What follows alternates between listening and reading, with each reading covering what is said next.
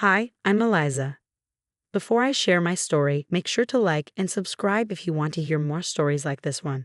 Today, I'm going to tell you how I finally broke free from being the family miracle. In our house, there were two types of activities: piano and everything else. From the moment my fingers first touched the keys at age 3, my father decided my destiny was set. Not just any pianist, I was to be the greatest, the prodigy he never had the chance to become. Listen to that perfect pitch, Dad would announce to anyone who visited our home, making me perform like a trained seal. She has my musical genes, but without the setbacks I faced. Those setbacks were actually just normal life circumstances.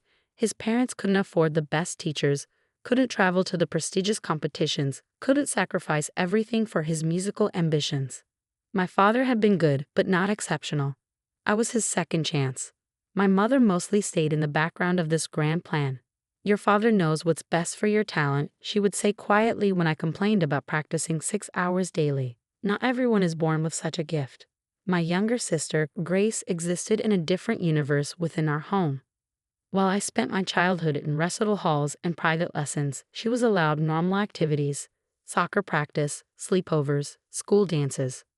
The irony was that Grace actually enjoyed music, teaching herself guitar and writing songs in her room. But Dad barely noticed. "Grace is average," I once overheard him tell my mother. "Eliza is exceptional. We have to prioritize accordingly." By 16, I was performing with orchestras across the country. My schooling was flexible, mostly online courses squeezed between practice sessions and performances. I had few friends and no social life to speak of. When other teenagers were learning to drive or going to parties, I was memorizing Rachmaninoff. "It's all worth it," Dad would remind me during my rare moments of rebellion. "You'll thank me when you're playing Carnegie Hall." What no one knew, not even me until later, was that the punishing practice schedule was causing physical damage.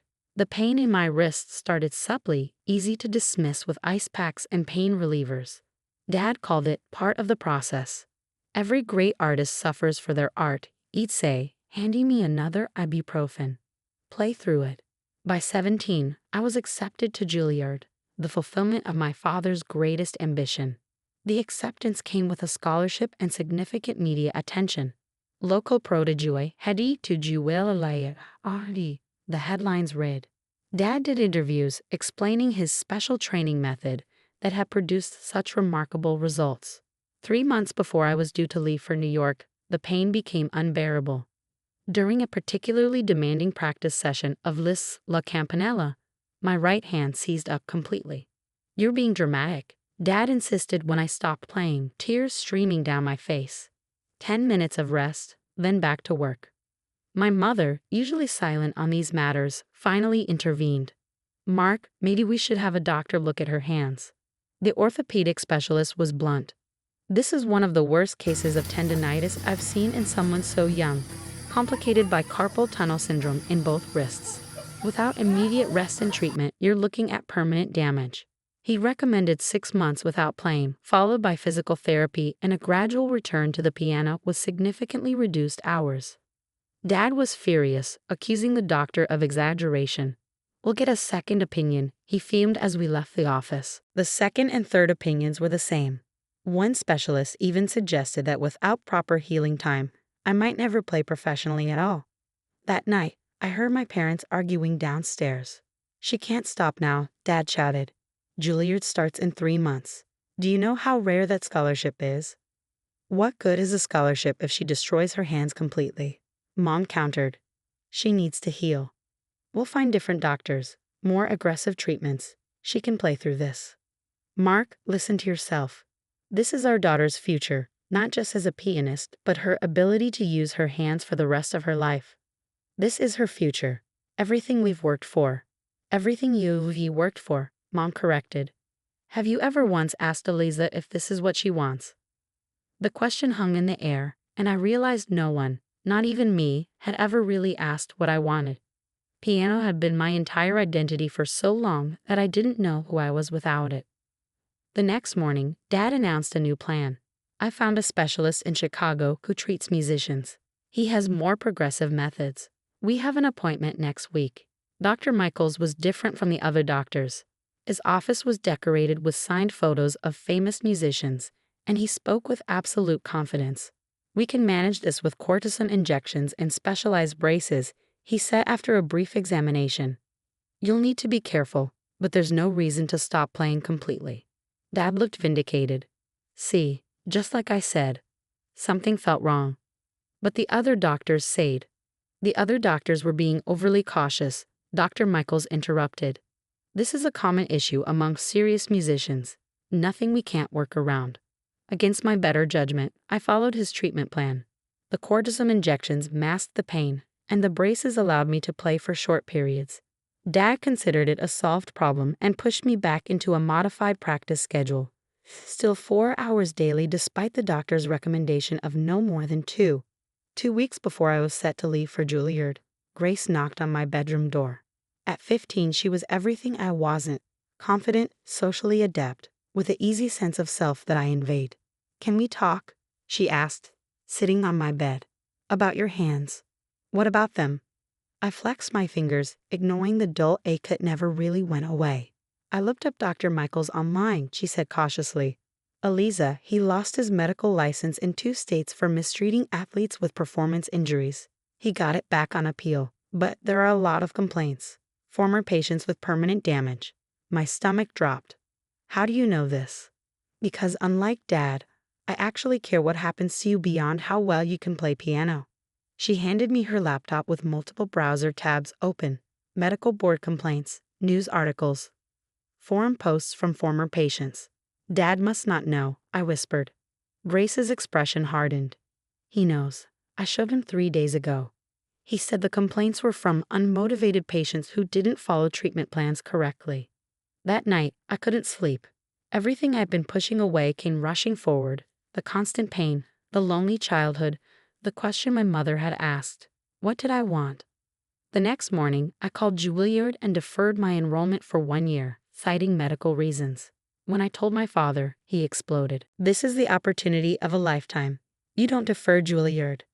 "My hands need time to heal properly," I said firmly, surprising myself with my resolve. "I can't start school like this." "We have treatments," Dr. Michaels said. "Dr. Michaels is under investigation in multiple states," I interrupted. "I know you looked him up. I know you chose him anyway." Dad's face flushed. "Those complaints are meaningless. He understands what's at stake for serious musicians." "No, Dad. You understand what's at stake for you. This was never about my music. It was about your music, your failed career." The silence that followed was deafening. Finally, he spoke in a low, dangerous tone. "After everything I've sacrificed for you, this is how you repay me? By throwing away your gift." "I'm not throwing away anything. I'm trying to save my hands. If you defer Juilliard, don't expect me to support you. Not financially, not otherwise." I looked at my father, really seeing him for the first time, not as the devoted mentor he pretended to be, but as the man who would sacrifice his daughter's well-being for vicarious glory. "Fine," I said quietly. What followed was the hardest year of my life. I moved in with my mother's sister while my parents' marriage imploded. My father's carefully cultivated image as the devoted parent of a prodigy crumbled as the truth emerged about my injuries and his knowledge of Dr. Michaels' reputation.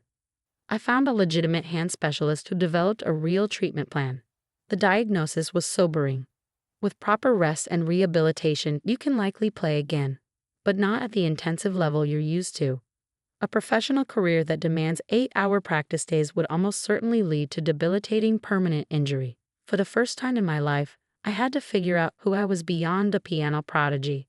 I enrolled in regular classes at the local high school, made friends, and discovered I had interests beyond music, literature, psychology, even science. My hands slowly improved with proper treatment, though the specialist warned I would always need to be careful. 6 months into my recovery, Grace appeared at my door with her guitar. "I thought maybe we could play something together," she suggested tentatively. "Nothing intense, just for fun."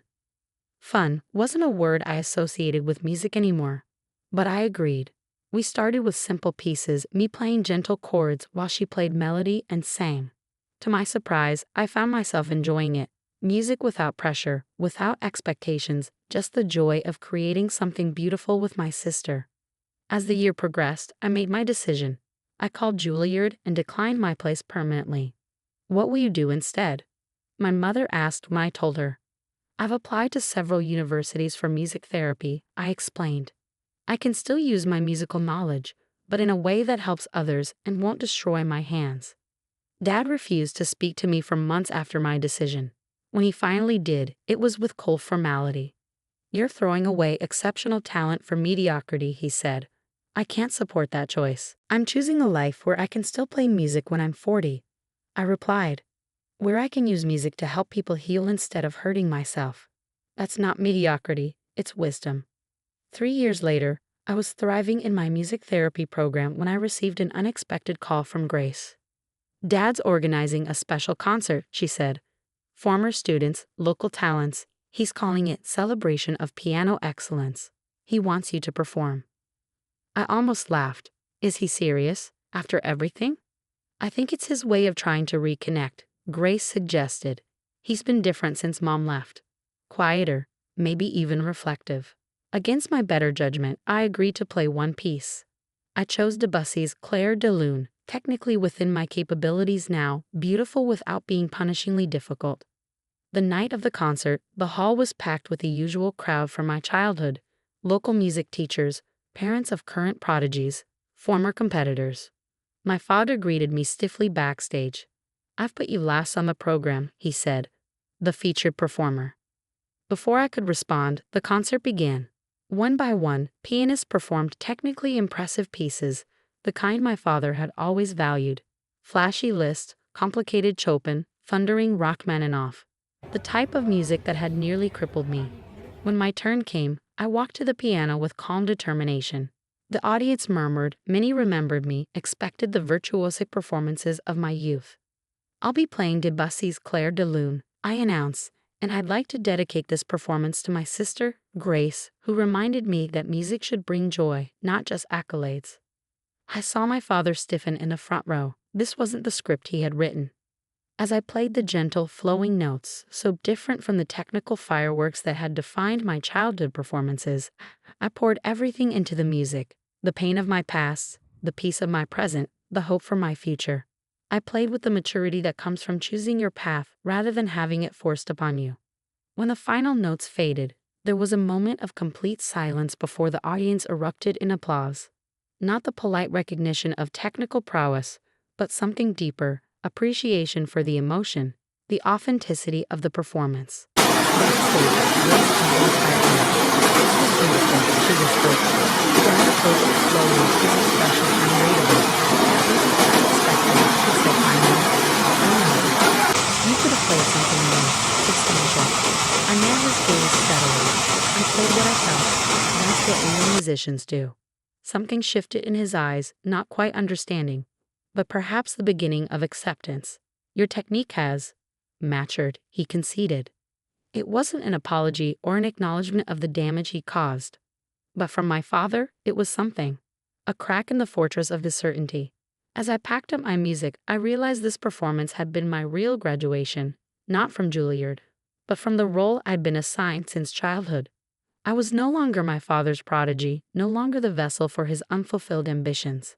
I was simply Eliza, musician, student, survivor. Sometimes the most powerful act of rebellion isn't loud defiance but quiet self-determination. By walking away from the path that was destroying me, I found my own way forward. And while my hands will never play the punishing concertos my father dreamed of, they can still create beauty, still bring healing to myself and others. That, I've learned, is the greatest virtuosity of all.